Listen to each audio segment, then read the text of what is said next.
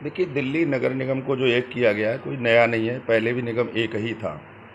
इससे पूर्व में पूर्व मुख्यमंत्री स्वर्गीय श्रीमती शीला दीक्षित जी ने एक ट्रायल किया था कि क्यों ना इसको चलो 3 हिस्से में कर दें, जमुना पार अलग, साउथ अलग और नॉर्थ अलग, तो शायद इससे ज़्यादा विकास होगा, करीब से विकास हो पाएगा, ज़्यादा लोगों को इन्वॉल्वमेंट होगा। दिल्ली के बुराड़ी में उत्तर पूर्वी जिले के भाजपा के महामंत्री गुलाब सिंह राठौर से तीनों निगम के एक हो जाने पर अक्ष इंडिया न्यूज़ की टीम ने बात की तो उन्होंने किए कई खुलासे। देखिए इस खास रिपोर्ट में। स्वागत है सर। संसद में जो एमसीडी का जो विधेयक पास हुआ है, जो तीनों एमसीडी को एक किया गया है, क्या एनडीएमसी की तर्ज पर आगे की प्लानिंग है? आगे क्या भूमिका होगी इसकी? क्या सिस्टम होगा? किस तरीके से आगे इसका संचालन होगा? क्या कहना चाहेंगे सर? देखिए, दिल्ली नगर निगम को जो एक किया गया है कोई नया नहीं है, पहले भी निगम एक ही था। इससे पूर्व में पूर्व मुख्यमंत्री स्वर्गीय श्रीमती शीला दीक्षित जी ने एक ट्रायल किया था कि क्यों ना इसको चलो 3 हिस्से में कर दें, जमुना पार अलग, साउथ अलग और नॉर्थ अलग, तो शायद इससे ज़्यादा विकास होगा, करीब से विकास हो पाएगा, ज़्यादा लोगों को इन्वॉल्वमेंट होगा।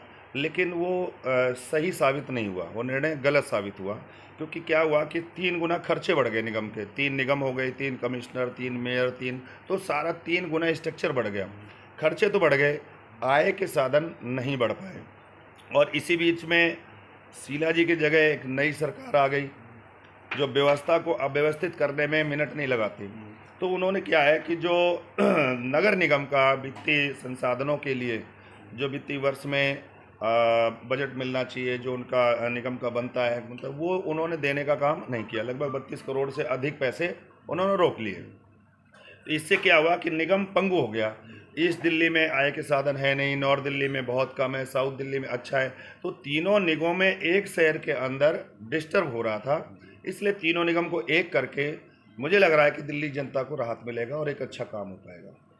आम आदमी पार्टी का आरोप है कि एमसीडी चुनाव में बीजेपी 100% हार रही थी, इसी डर की वजह से उन्होंने इस प्रकार का विधेयक पास करवाया, या फिर इलेक्शन कमीशन से जो चिट्ठी आई थी उसको पोस्टपोन करवाया था।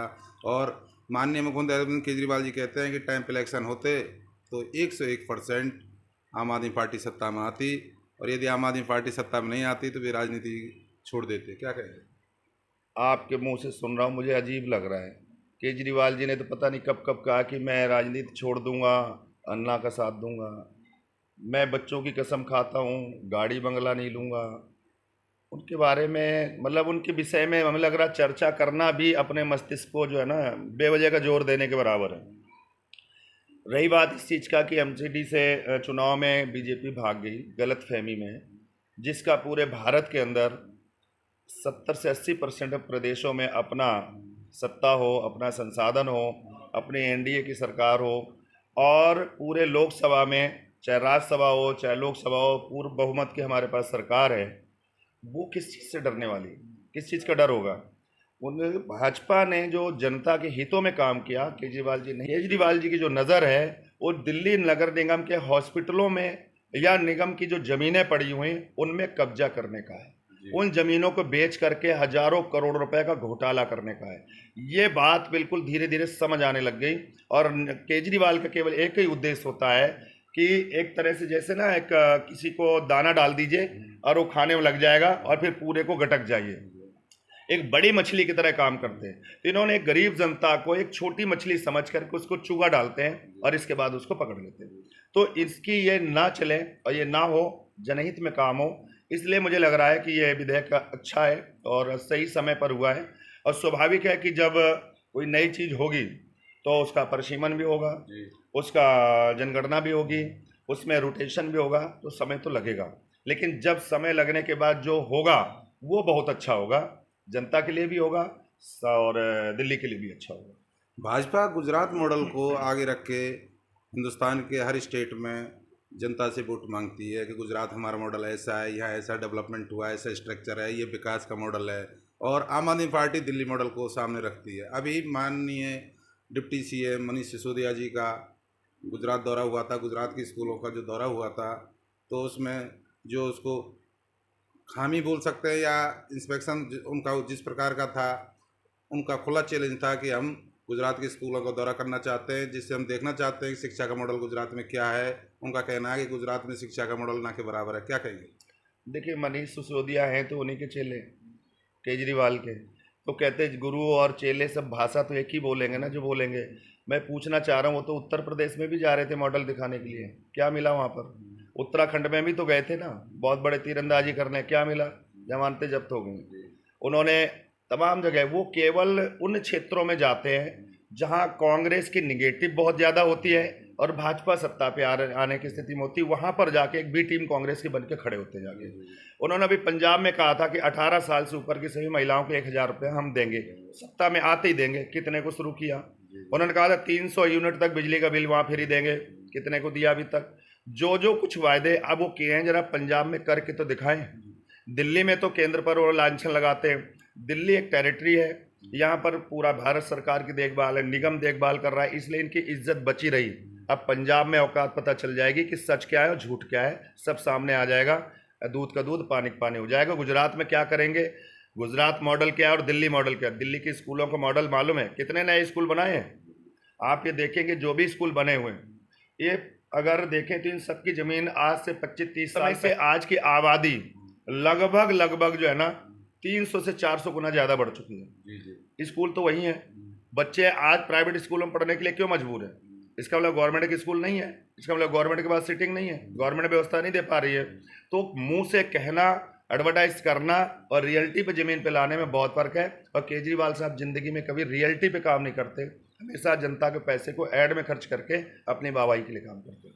योगी जी, यूपी के अंदर योगी जी ने जो विकास का मॉडल के रूप में जिस बुलडोजर की वो बात कर रहे हैं, तो बुलडोजर मतलब भूमाफियाओं से लेकर आपराधिक तत्वों के लेके जो उन्होंने दोबारा से चलाना शुरू कर दिया है, जो उन्होंने अपने मैनिफेस्टो में कहा था। क्या कहें सर? सुशासन किसको कहते हैं? जो अनुशासन का पालन ना करे, वो चाहे किसी भी जाति का हो, चाहे किसी भी धर्म का हो, उसको उसकी सज़ा मिलनी चाहिए। और यदि सही रास्ते में चलने वाला है, सही अनुशासन में रहने वाला है, वो किसी जाति का हो, किसी धर्म का, उसका पूरा अधिकार है, पूरा हक है उस डेवलपमेंट के साथ रहने का। तो वहाँ पर जिन लोगों ने तमाम गरीब लोगों का खून पिया, उनको लूटा, उनके साथ अन्याय किया, आज उनको सज़ा मिल रही है। तो बुलडोजर तो चलेगा, तभी तो लोगों को न्याय मिल पाएगा। मोदी सरकार ने यूपी में योगी सरकार को 2024 के एमपी इलेक्शन को देखते हुए अलर्ट मोड पर रखा है हर चीज़ के लिए। हालांकि यूपी में अभी एमसीडी क्या नाम नगर निगम के इलेक्शन भी होने वाले हैं, तो क्या कहेंगे सर? भाजपा कभी चुनाव को लेकर काम नहीं करती। मैं जो देख रहा हूँ, भारतीय जनता पार्टी निरंतर कार्य करती है। निरंतर कार्यकर्ता को एक्टिव रखना, निरंतर कार्यकर्ता के अंदर कार्यकर्ता निष्ठा बनाए रखना, उसके देश के प्रति उसकी क्या जिम्मेवारी, समाज के प्रति जिम्मेवारी क्या है, इन तमाम चीज़ों में निरंतरता उसके अंदर बनाए रखते हैं। और उन्हीं में चुनाव आते रहते हैं और चुनाव होते रहते हैं। कुछ लोग होते हैं जो अपने दल के लिए चुनाव के आधार पर तैयार करते हैं। भारतीय जनता पार्टी निरंतर कार्य करती है। इसमें आपने कोविड टाइम देखा होगा। 2024 के एमपी इलेक्शन को देखते हुए भारतीय जनता पार्टी अपने असंतुष्ट नेताओं को मनाने में जुटी हुई है। क्या नहीं, यहाँ कोई असंतुष्ट नहीं होता है। केवल कुछ लोगों का, जो लोग पर्सनल अपने इशूज़ के लिए दौड़ रहे होते हैं, उनकी नाराज़गी से कोई फ़र्क नहीं पड़ता, क्योंकि फिर उनसे जनता भी खुश नहीं होती है। ये देश का चुनाव होता है और देश में आप बताइए कि चलिए नरेंद्र मोदी नहीं तो कौन सा नेता हो सकता है? किस पार्टी का आपके दिमाग में है कोई? क्या नहीं, विशेषकर जैसे राजस्थान में वसुंधरा राजे सरकार को, जो वसुंधरा राजे जो असंतुष्ट 2003-4 साल से बिल्कुल वनवास टाइप में रही है, बिल्कुल अज्ञातवास जैसे, तो उनको पूरी तरह साधने की कोशिश कर रही है। एक अल्टरनेट ढूंढ रही है, जैसे रमन सिंह की जगह, जैसे छत्तीसगढ़ में, जिससे कि अपना प्रभुत्व कायम रहे। देखिए, वसुंधरा राजे सिंधिया बड़ा अपना अस्तित्व है और बहुत ही पुराने राजघराने से होने के बावजूद एक अच्छी राजनीतिक सामाजिक महिला है, नेता हैं। तो वहाँ का हमेशा कल्चर रहा है कि कभी भाजपा कभी कांग्रेस। तो उन्होंने जो काम किया, तो आज वहाँ के लोग देख पा रहे हैं कि जिस तरह से दंगा फसाद, जिस तरह से लड़ाइयाँ आपस में, जिस तरह से फसाद आपस में हो रहे हैं, तो वहाँ से कांग्रेस की स्थिति खराब हो चुकी है। और वसुंधरा राजे एक उस लेवल की लीडर है कि वो प्रदेश में भी अच्छी लीडरशिप कर सकती हैं और राष्ट्र में भी कर सकती हैं। और चूँकि विजय राजे सिंधिया जी के परिवार से हैं और उनका भारतीय जनता पार्टी में बहुत बड़ा कद रहा है, तो उनको सम्मान देना और देना भी चाहिए। इसमें मनाने का विषय नहीं है, उनको सम्मान मिलना ही चाहिए और उसी के लिए संगठन काम कर रहा है। योगी सरकार का जब मंत्रिमंडल का भी गठन हुआ, उनको इनविटेशन भेजा गया, लेकिन लोगों का कहना है कि वो असंतुष्ट होने के कारण वो शिरकत नहीं कर पाए। नहीं, असंतुष्ट होने का योगी जी से तो किसी का मतलब ही नहीं है, इसलिए असंतुष्ट नहीं थी, अस्वस्थ थी, और अस्वस्थ नहीं होने के कारण वो उपस्थित नहीं रह पाए। असंतुष्ट तो होने का कोई मतलब ही नहीं होता, क्योंकि ऐसे अवसर पर कौन नहीं जाना चाहता है, कौन नहीं रहना चाहता है। बहुत सुंदर समय था और इसलिए अस्वस्थता अस्वस्थता का कारण नहीं था।